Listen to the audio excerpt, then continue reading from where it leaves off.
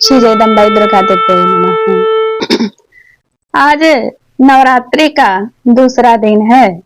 आज माँ दुर्गा के ब्रह्मचारिणी स्वरूप के पूजा की जाती है।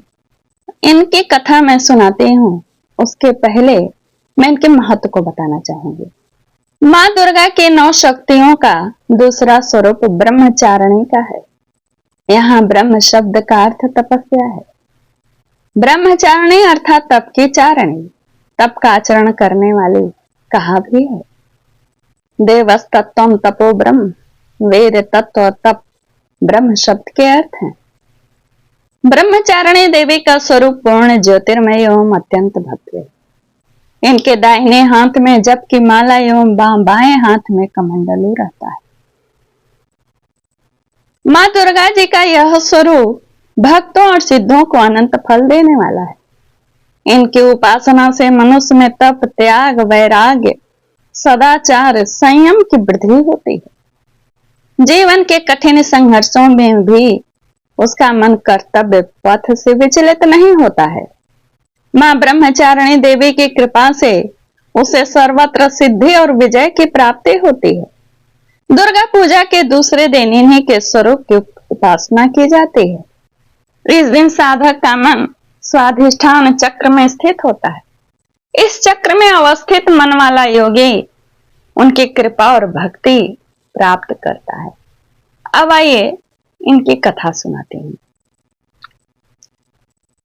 अपने पूर्व जन्म में ब्रह्मचारिणी हिमालय के घर पुत्र के रूप में उत्पन्न हुई थी। तब नारद के उपदेश से इन्होंने भगवान शंकर जी के पति रूप में प्राप्ति के लिए अत्यंत कठिन तपस्या की थी। इसी दुष्कर तपस्या के कारण इन्हें तपश्चारिणी अर्थात ब्रह्मचारिणी नाम से अभिहित किया गया। 1000 वर्ष उन्होंने केवल फल मूल खाकर व्यतीत किए थे। 100 वर्षों तक केवल शाक पर निर्वाह किया था। कुछ दिनों तक कठिन उपवास रखते हुए खुले आकाश के नीचे वर्षा और धूप के भयानक कष्ट सहे। इस कठिन तपश्चर्या के पश्चात 3000 वर्षों तक केवल जमीन पर टूटकर गिरे हुए बेल पत्रों को खाकर वह अहर्निश भगवान शंकर की आराधना करती रही। इसके बाद उन्होंने सूखे बेल पत्रों को भी खाना छोड़ दिया। कई हजार वर्षों तक वह निर्जल और निराहार तपस्या करती रही। पत्तों यानी पर्ण खाना जब छोड़ दिया तो इसके कारण इनका नाम अपर्णा भी पड़ा। कई हजार वर्षों की इस कठिन तपस्या के कारण ब्रह्मचारिणी देवी का वह पूर्व जन्म का शरीर एकदम क्षीण हो उठा। वह अत्यंत कृशकाय हो गई थी। उनकी यह दशा देखकर उनकी माता मैना अत्यंत दुखित हो उठी। उन्होंने उस कठिन तपस्या से विरत करने के लिए अपनी पुत्री को मां कहा, यानी अरे नहीं, वो नहीं, मत कर। तब से देवी ब्रह्मचारिणी का पूर्व जन्म का एक नाम उमा भी पड़ गया था। उनकी इस तपस्या से तीनों लोकों में हाहाकार मच गया। देवता, ऋषि, सिद्धिगण, मुनि सभी ब्रह्मचारिणी देवी के इस तपस्या को अभूतपूर्व पूर्ण कृत्य बताते हुए उनकी सराहना करने लगे।